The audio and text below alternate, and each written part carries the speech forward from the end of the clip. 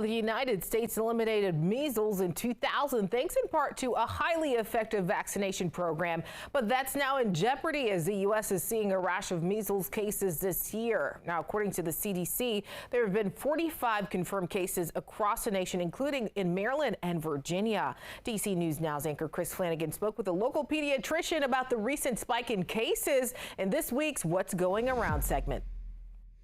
Dr. Hancock, how come we're seeing a spike in measles cases right now? I mean, it wasn't too long ago where measles in the U.S. basically was eradicated. That's a fantastic question, and the answer is twofold. One, we usually see an epidemic cycling of measles every 4 to 5 years. So we expect cases to bump up just a little bit. Here in the United States, we came very, very close to completely eradicating measles.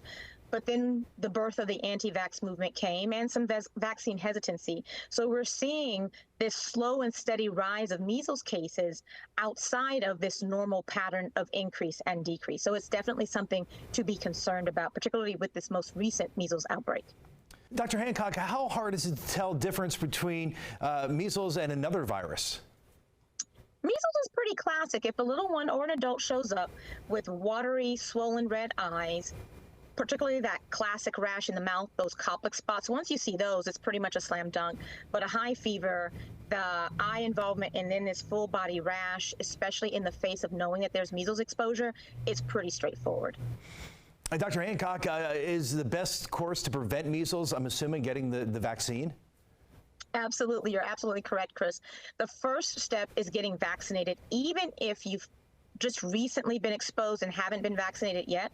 Getting a measles vaccine actually boosts your immune response. So whether you're a child or an adult, that's something to definitely consider. The other thing is isolation. If a child who has not been immunized has been exposed to measles, contrary to the Florida Surgeon General's recommendation, they should be isolated for 21 days. When you are exposed to measles, it can take between 5 to 21 days to show that you have now developed the infection. And it's important for us to know who has been exposed and will go on to develop measles so that we can protect the general population.